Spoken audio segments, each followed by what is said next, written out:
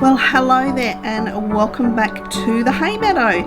My name is Hayley and this is my channel where we are on the journey to discover how to fit and sew patterns and clothes that fit our bodies. That's what I'm doing anyway. So we're here today and we've got a bit of a fireside chat going on here. So I've set up a little filming area in the corner of the sewing room. Sometimes I sit here. This is my unpicking chair. And I thought, oh, this would probably be nice. It's coming into the warmer weather, so, you know, have a little bit of a different change of scenery. There's no fire though, because it's going to be 22 today. That's in Celsius. It was forecast for 30, but I was pleased to see it revised to 22, so it's not so bad. I'm not ready for 30 yet. Anyway, we're not talking about the weather here. What you will recognise though is that we are today discussing my adventure with the Wild at Heart fabric from the Dahlia Sewciety's Bespoke fabric box. Now that came a couple of months ago and I've spoken about it that much that you are probably as sick of hearing about it as what I am. So it was quite the adventure. Now, as we've discussed before, I'm not a huge animal print person. Looks fantastic on other people, but I find it quite, I guess, intimidating. I feel quite intimidated by wearing animal print as an actual garment. Shoes, accessories, a nice scarf, no problems at all, but an actual garment can be a little overwhelming for me. So when this one arrived, I really was taken by it because it's subdued, it's nice and subtle, and it's lovely. So I was super keen to get it sewn up. So I wanted to pick the right pattern so that I could take my time and produce something beautiful. And that was how we were going. That was how it was all coming about. So I chose my pattern. Now the pattern that I chose was the named clothing Helmy tunic dress. I'm pretty sure that's how it's referred to. I will check, and of course I'll have I've just put Helmy dress. So it does come in a couple of variations. There's a blouse, so it's actually a trench type blouse / dress, and it's got the trench type flaps that you can put on it, and it's lovely, absolutely gorgeous. I wanted to do a shirt dress because we all know, I don't need to go into why I would choose a shirt dress because we all know why, and I wanted it for the autumn winter season, so longer sleeves, bit longer line, and I wanted it just to be nice, skim the body type, so I didn't have to necessarily have a tie belt on it. The reason why I say that I wasn't keen on a belt is because, and I know that Deb from Slap Happy Sewing, who is a New Zealand channel, if you don't watch Deb, go and take a look. Love her. She's fantastic. I was watching her channel and she was talking about her body shape, which totally resonated with me. So I would describe my tummy area as a B, so it's got the B shape to it. I had no idea this was a thing.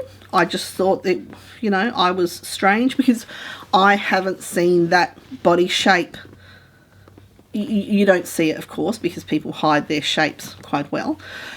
But what that is difficult for is that my waist is quite high, and the B of my belly, oh my God, I can't believe I'm talking about this to whoever unknown peoples now and in the future who come across this particular video.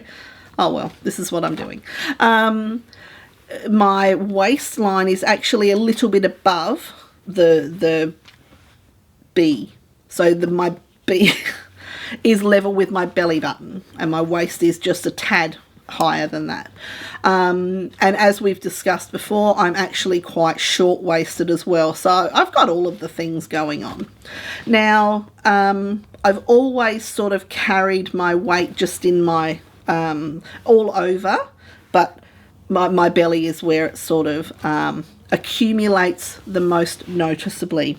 And up until a few years ago, that had just been in the lower part of my belly, not up in this area, not above, which would be my solar plexus region for those people following along.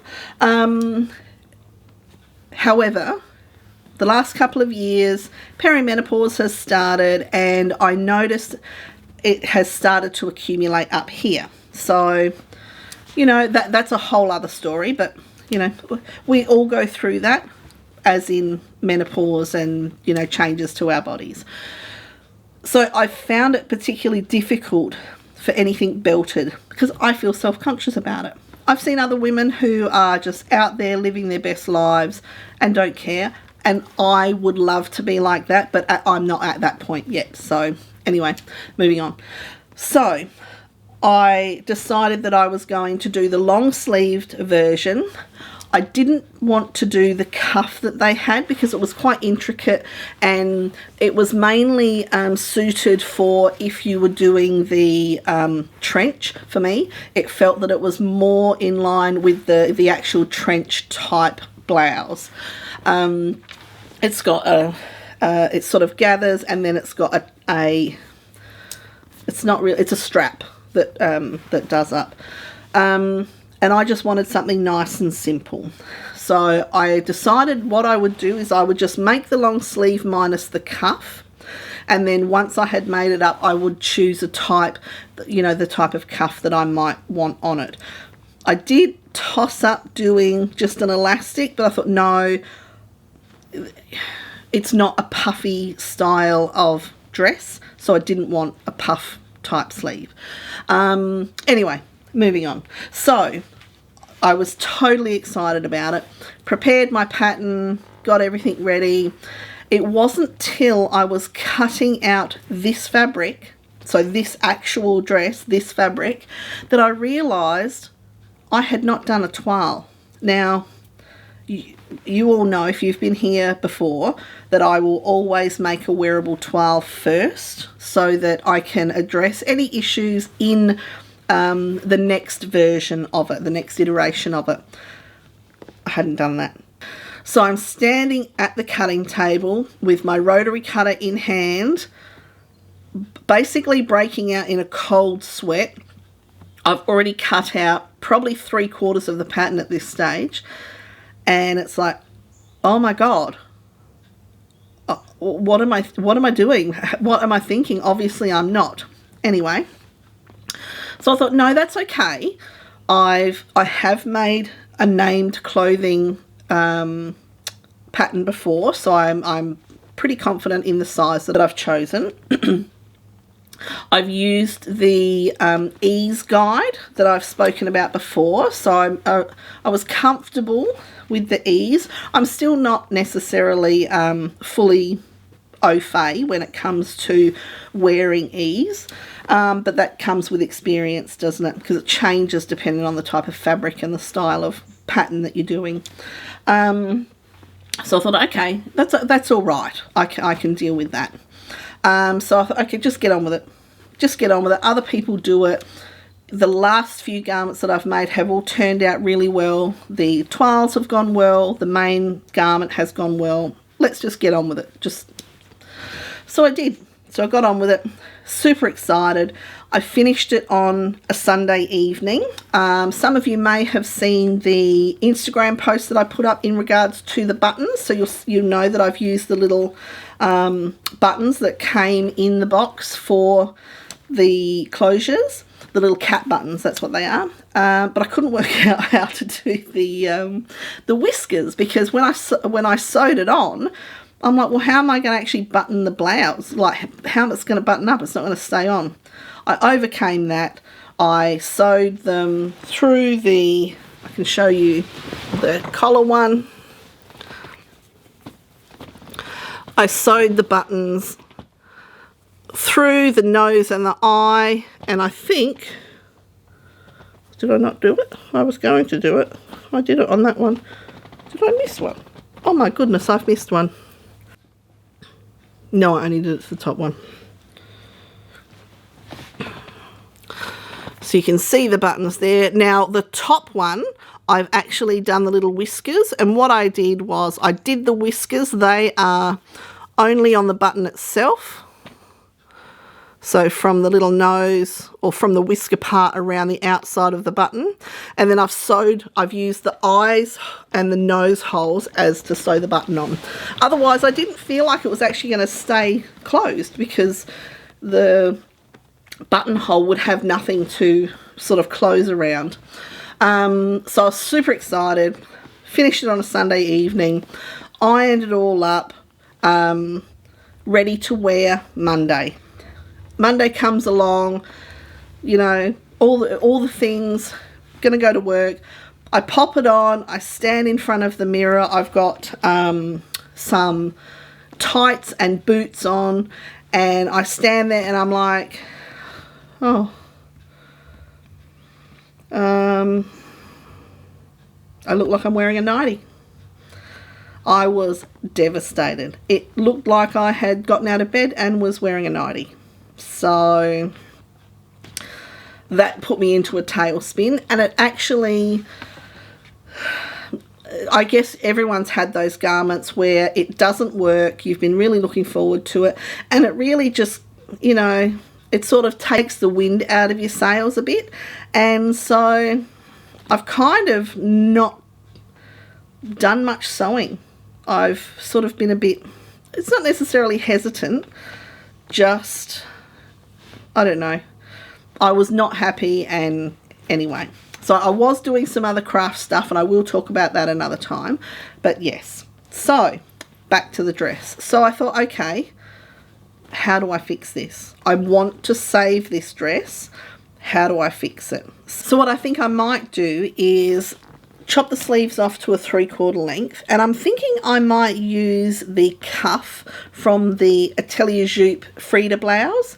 They actually use that cuff on a number of their patterns, and I really like it. It's just a thin little bound cuff. There's no closure, you just sew it on. It's beautiful. So I'm thinking I might do that. It will create a little bit of volume, but it's not going to be like a puff sleeve, so I think it'll be fine. Now the other thing that I'm going to do is I'm thinking I'm going to put a waist tie on there. Now I didn't, obviously I didn't do it while I was sewing it, so I'm going to have to retrofit it. I don't want to pull everything apart. So what I'm thinking I might do is another named clothing pattern that I have made, which does have a waist tie, is the Rita shirt dress. Now I actually have one just here on my mannequin that I'm going to show you, because the way they insert that, I think I'm going to be able to do on here no problems at all. There will obviously have to be a little bit of opening up of seams and things like that, but I think it's going to work no problems. So I'm going to pause and turn you around and show you my Rita. So here she is. Here's my Rita. Now this is the toile that I made. I made this over 12 months ago. This is in a quilting cotton. I'm not showing you the whole thing because it's only the waist tie that we're interested in today. But I was really happy with this. I don't know why I haven't gone on and made another one, but I'll definitely be doing that. Now, if you haven't seen the Rita dress before, then you must be living under a rock because it's been around for a while. Absolutely gorgeous dress. I really like it. Now, the waist tie is really interesting. So I'm just going to undo it here. It's a really interesting construction. So you've got the waist tie. It's actually, oh, this one's got it. It's actually connected to elastic. This was a toile, so that's really dodgy elastic, but there you go. So it's not a complete tie. It's sort of on the ends and then elastic in the center, which I think is a really great idea. No one's going to see it. I've actually pulled that out to show you. Okay, so what we can see though is the way this has been done, and it's got I'll bring it in. So it's just got some buttonholes here for the tie to come out, but what it actually uses is some wide ribbon on the inside as the casing. So we have some lovely pineapple ribbon here, but that just goes all the way around the inside, and then it's sewn closed. So you do your little do your buttonhole for your waist tie to go in and out of, and then put your ribbon on the back, cut open your buttonholes, feed your waist tie through. Bob's your uncle, Fanny's your aunt. Wonderful detail. So I think I'm going to be able to do that. That'll be nice and easy as a retrofit for this dress. So there we go. That's how I thought I might fix this dress. Now, I think it does feel a little oversized, so I'm not sure if perhaps I chose the wrong size, went with the wrong ease. Live and learn. Once I put the waist tie in, it will bring it in a bit, and then the top will blouse over. I'm not sure if I like the amount of ease that's in the top half. I'll go back and have a look at the pattern. I'll make some notes in my book about the difference in the ease between the size, the next size down, and how I feel that would be, because this, as you saw, you've probably seen the video, my little, modelling twirls in the backyard. You'll probably see Freya in there as well. We must play ball. So you can see in there that it's quite, it's got quite a bit of ease in it. So whether I could get away with running in the side seams, I know that's not a preferred method, and I'm not sure how that would go at the bottom where the hem comes up and down, so I'm not sure if I'll go that route. I think I'll do the waist tie and see how I feel. I want to save it. I really like the fabric. I really like the dress. It just gave me night dress vibes. That could just be me, because I'm not I don't wear a lot of dresses. So it could just be me. I am trying. That's the whole idea of sewing for myself, is to actually make things that fit me so that I will wear them. Because that has been a problem with dresses in the past. Going back to being short-waisted, often, there'll be the waist is too long, the hips are too wide, and it just doesn't look right. So, these are the battles that we face and the challenges that we have to overcome. So there we go. So that's it. Well, thank you very much. I want to say a big thank you to everyone who has commented on my last unboxing video. It's such a good.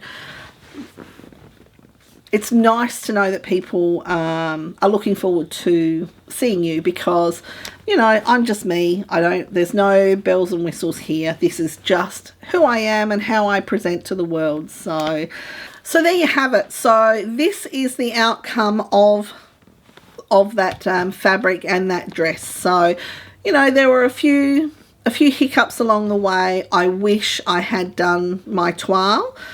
I have no idea how I missed doing that. You know, when I realised, I turned around and the fabric for the toile was right there. So why who knows? Who knows? It happened. Nothing I can do about it now. So you just keep moving on. The sun will rise tomorrow. So thank you very much for being here, and I look forward to hearing your views and comments in relation to the changes that I'm going to make. Once again, thanks for being here. I appreciate you, and I look forward to seeing you in the next video. Bye.